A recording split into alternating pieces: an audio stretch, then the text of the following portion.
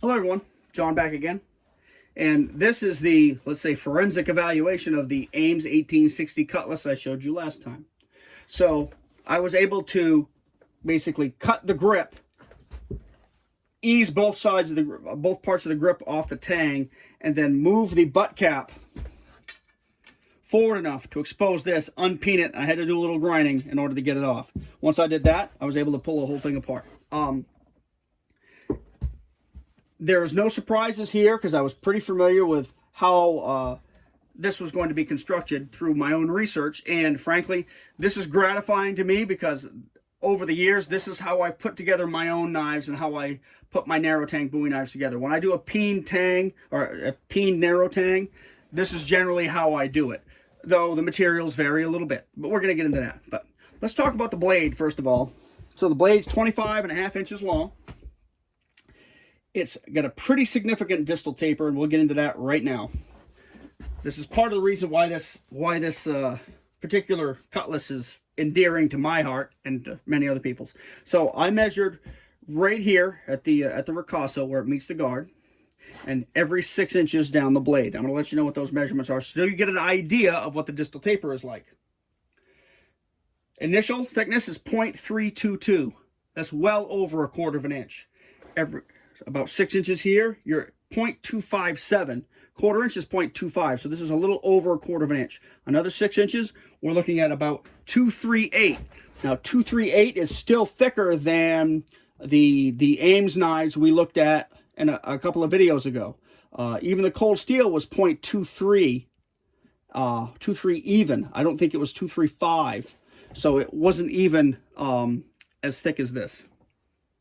Another 6 inches, 0.163, which is a little thinner than the reproduction Indian Ames knife you saw. That's a 0.20 thick blade. And about 1.5 inches from the tip, it is 0.074, which means this has got a pretty significant distal taper and makes it very effective. Plenty of rigidity, partially due to the nice wide fuller there. Mass where it needs to be and not where it doesn't need to be. The mass continues back into here, back into the tang at full thickness back into about here. So that first inch and 1/4 is full thickness. Now, some of you are going to say, well, gee, you haven't commented on the guard shoulders, and I'm not going to. This is a blade made by Ames. Ames made literally hundreds of thousands of cutlasses and swords for the U.S. military and a variety of others, and they knew what they were doing. But there's something very special that I want to point out about this tang, and I want to show you up close here so you can see it. So let's look right over here. Oh, that shows up pretty good right there, I think. You see this line here? That's what they call a scarf weld. This is steel. This is iron. And you can see this weld goes all the way around. Can't really see it as well on this side as you can on the front side here and back to here. The steel provides a little bit more springiness, returns to true, some hardness for edge holding and being resilient. That iron is probably dead soft, absorbs a lot of the shock, takes a lot of the pounding, is well peened.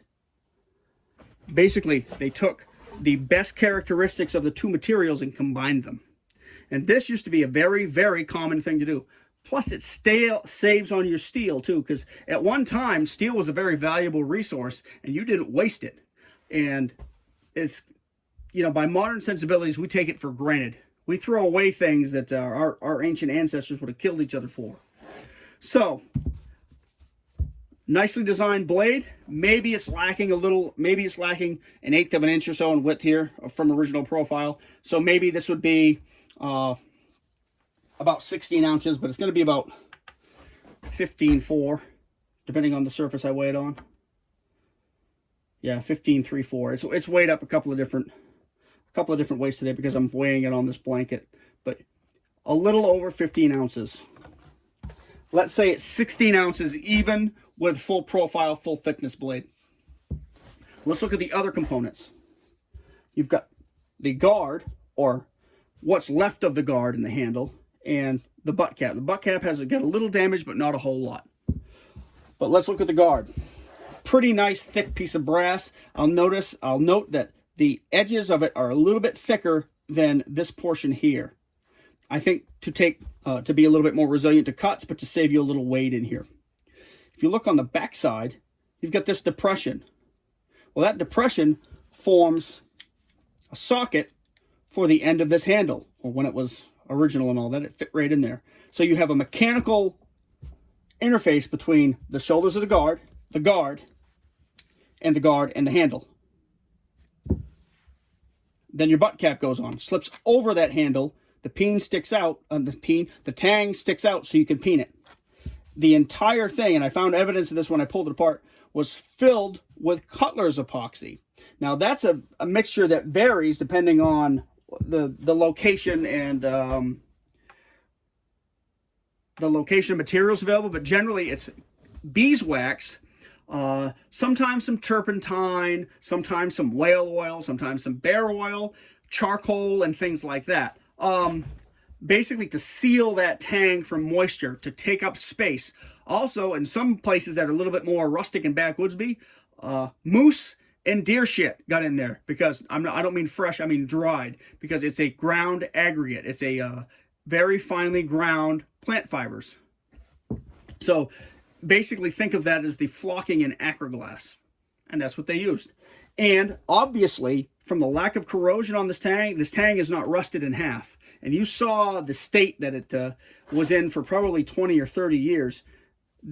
If this hadn't been well protected, this would be rusted pretty well through. You'd have significant rust, because I did clean this blade a little bit, but I didn't take any significant rust off the tang. Basically, I just kind of wiped it off. It was old cutlass epoxy on it.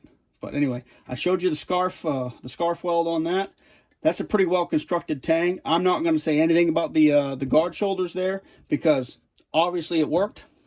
Look at the angle of that though, the angle of the tang, to make up for the curve, the downward curve in the cutlass handle. Anyway, that blade's pretty nice. The handle has had some abuse, and I like to say with this, or I've come to think with this, that this survived about 142 years of use and abuse. But that last 20 years was a little hard on it, because sometime in the last 20 years, somebody got busy with a hand grinder, and I believe cut off the bowl. And they nicked it here, they nicked it there.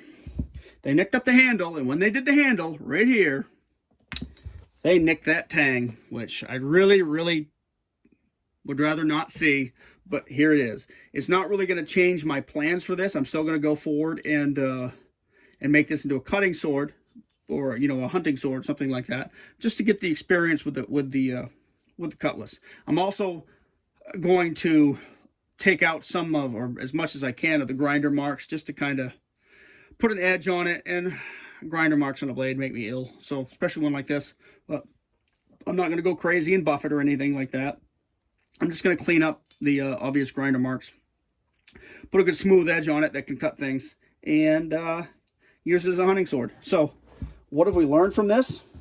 Well, something that's that I think is apparent is an item that is built to last, of good materials, can put up with a lot of use and abuse and some neglect and still survive. And like I said, this was probably fairly well used and looked at until about 20 or 30 years ago. And then somebody got busy with a hand grinder and messed it all up. I think somebody basically crushed the bowl guard, because the bowl guard here is supposed to look about like this. Now this is the Ames, this is a woodless reproduction. What I'm thinking, something happened and somebody crushed the bowl guard and they cut it off, and when they did that, they did a bad job. Or they just wanted to take the bowl guard off, which that was kind of common with these, to kind of reduce weight, make them a little easier to carry, all that kind of stuff. But despite some abuse and some, mistreatment, here it is, pretty much all in one piece. Sure, I don't have all the pieces of the handle, I don't have all the pieces of the guard, but I can still make this functional, and I will. I'm just going to have to make a new handle. When I rehandle this, I'm going to use the same hardware. I've debated on whether or not I'm going to clean it up and make it shiny, but, people get all upset when you take patina off stuff. I don't know. I was debated if I'm going to cut this portion off here because that would negate me being able to put a bowl on it again someday, which I'll probably just leave it. I'll probably just smooth this over so people don't think that I actually did that, because that's just shameful. I'll probably clean this up a little bit. Anyway, those are the components. The tang, you saw how that's got a good scarf weld on it. That's pretty nice. I was really pleased to find that, because especially one that I could definitely show somebody that, hey, this is welded. Look, dark here, light here. It's iron and steel. And it's just kind of neat. People talk about it, you read about it, but how often do you actually see it? How often do people get to examine things that were done with different manufacturing ideas, different methods? You know, most people have never seen it. They might read about it in the book, but having one in your hand is kind of a cool thing. So, something I want to mention is, let's say we have a 16-ounce blade. This guard, oh, let me check the notes here. This guard weighs 4.37 ounces, and that's less than half of the weight of what it's supposed to be without the knuckle bow and the guard. Butt cap weighs about 2.61. This weighs a little over an ounce. Let's say it's going to weigh, with the remainder of the handle, it's like 1.3 ounces, because wood is not very heavy, especially dry wood. So with the brass and the grip, you have basically probably at least the weight of the blade, probably a few ounces more than the weight of the blade, which gives this that good rearward balance. It gives that good maneuverability. But you have a thick enough blade where you have authority in it. It's not hitting somebody with a little bitty strip of metal. It's much more substantial than a machete, but it's also light enough on the tip where it's maneuverable. Distal taper does a lot of things for a blade, and I don't think that some of the modern manufacturers are quite getting that. But we've gone so far from what is a practical, real blade in our society that I don't think we're not going to get through to at least the modern manufacturers, because hell, Ames was at the time a modern manufacturer, and they understood what distal taper was pretty well. And when there's stuff that Ames or other manufacturers make without a distal taper, it's there for a reason. It's there for power and for durability. This was made for a little bit of both. It's got a good balance of durability and power. So, what are we going to do with it? Well, I'm going to make a new handle, and then I'm going to put it back together as a hunting sword, and maybe do a little test cutting with it. And I guess I'll leave you and wrap this up with, it goes to show that well-constructed, well-thought-out methods, even though they're relatively simple, can last a long time and even survive some abuse. Not much corrosion on this tang because it was sealed with epoxy, cutlass epoxy, and left inside that handle for all these years. And this did, I'm sure, get wet with seawater at some point, probably many times.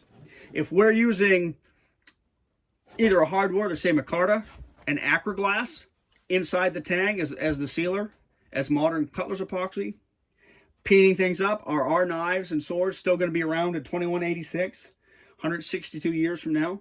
Well, maybe they will if nobody gets happy with the grinder on them. But anyway, this is a pretty nice little project. I'm going to be working on this the next few weeks. I wanted to show you what it looked like before I got started, so you could kind of see the progression. But there are people that might be upset that I'm ruining a piece of history. Well, I don't think so, because this was already ruined. I'm just salvaging it and putting it back to work, which is what I like to do. I still haven't decided if what exactly I'm going to do with the guard, but I'm definitely going to use a guard and butt cap, make a new handle. I may or may not put the wire wrap on it and the leather and all that kind of stuff, but I don't know. I'll make it up as I go along. The first thing I'm going to do is start getting this blade cleaned up and straightened out, getting an edge on it. And then I'll decide what I'm going to do handle-wise a little later. All right, guys, I hope you enjoyed taking a look at the old Ames cutlass, because I sure like them. And there'll be more cutlass stuff. There will be more cutlass stuff to come. See ya.